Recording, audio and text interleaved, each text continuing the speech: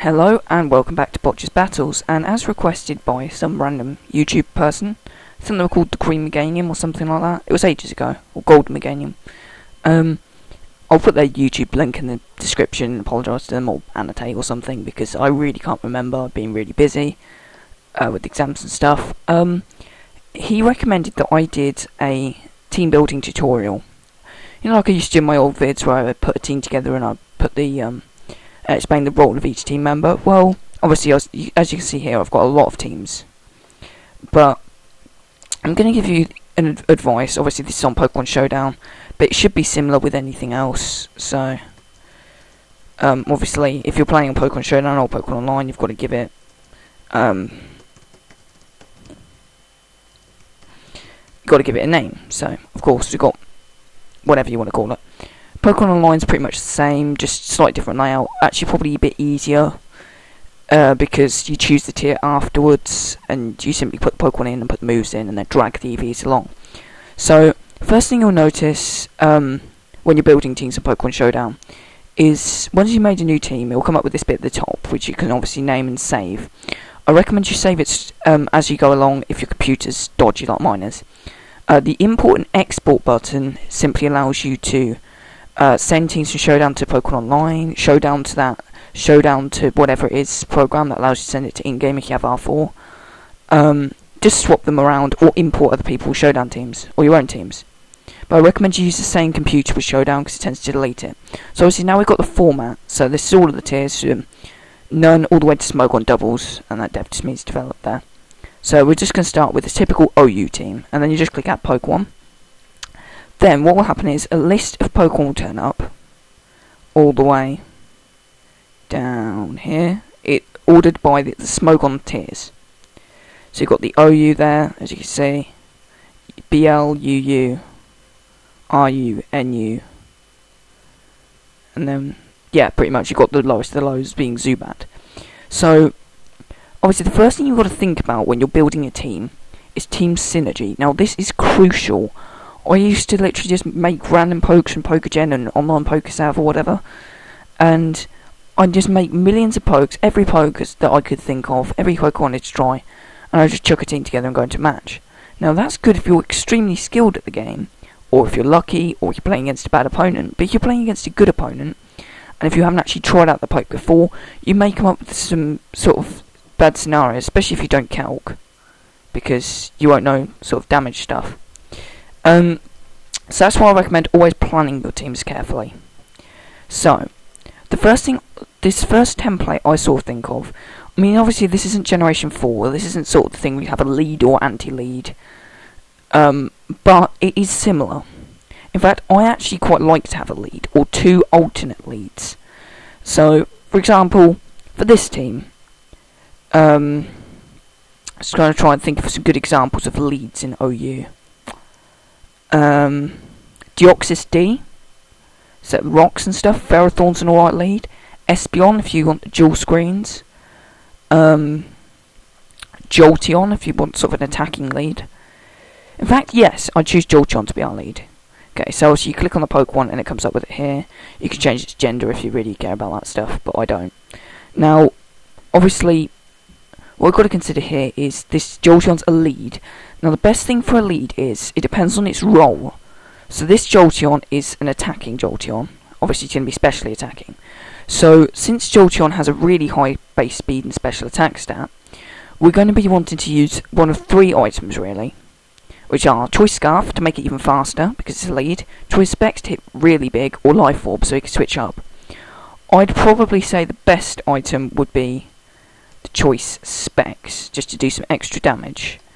Because if we put in the EVs here, you can see that's probably going to outspeed pretty much everything in the game. And then you obviously put someone else in. Yeah, just talking about EVs while I'm here. Obviously these are stats. You can only get up to 5 of 10, it tells you the remaining here. So obviously make sure you use all of them. The 4 EVs could come in useful someday. Don't change the IVs unless you really want to, for say a Trick Room team in which you have 0 IVs obviously. And then you can choose the nature down here, which will tell you plus special attack minus speed for example, whatever it is, or you can just put a plus after one and then a minus in another one. Now we've got to pick the moves. Now it's quite easy to pick moves in Pokemon Showdown, mainly because it has a recommended moves feature, or viable moves. Then it has the usable moves, and then it just has moves somewhere. But anyway, Jolteon has a pretty good move pool, so viable moves. So you're going to want to pick from this.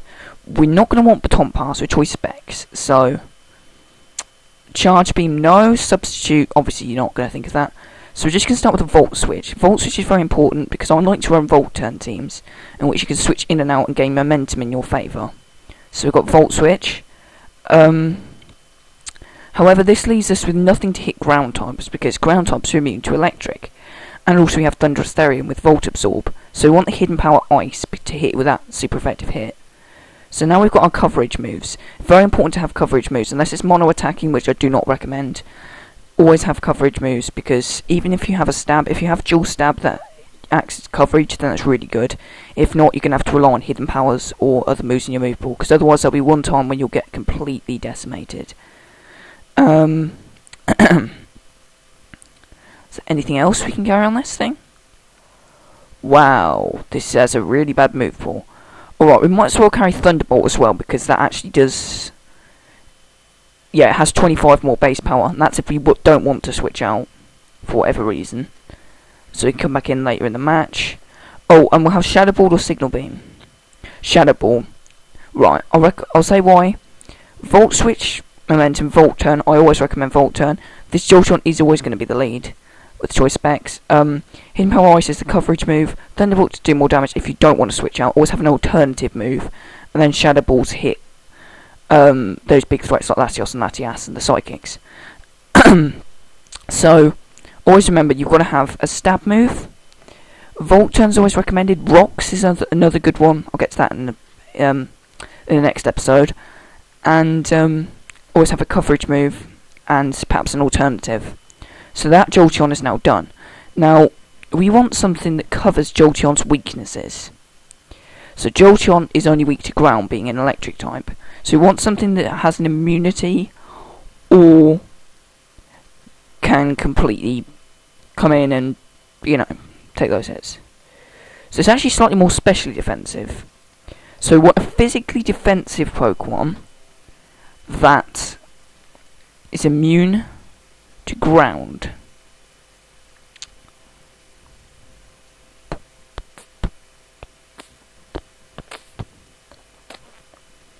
I take Landorus Therian because it has Intimidate, so obviously it's going to be -1 attack anyway, which is going to make its defense even better.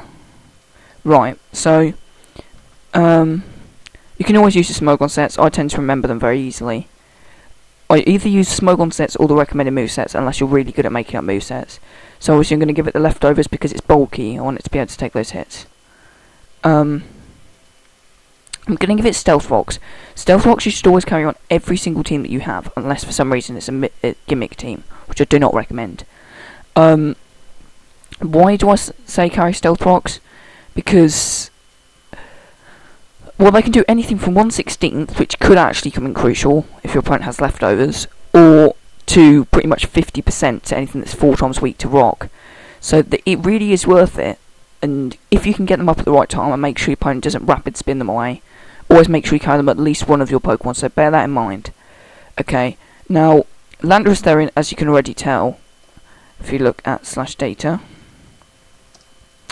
has only base 91 speed, which is alright, but not good in OU. Therefore, I think we should carry Rock Polish. We're going to catch them off guard. They'll think it's a tank. We have that Rock Polish to make us fast. Now, obviously, as I already said, you're going to want a stab move, which in this case is going to be Earthquake, because we're being a ground flying type. And that then leaves flying types immune. So, I'd say Stone Edge. Yeah, I'd say Stone Edge to hit the flying types. So that's the Edge Quake combo. Very important combo, I'd say, in my opinion.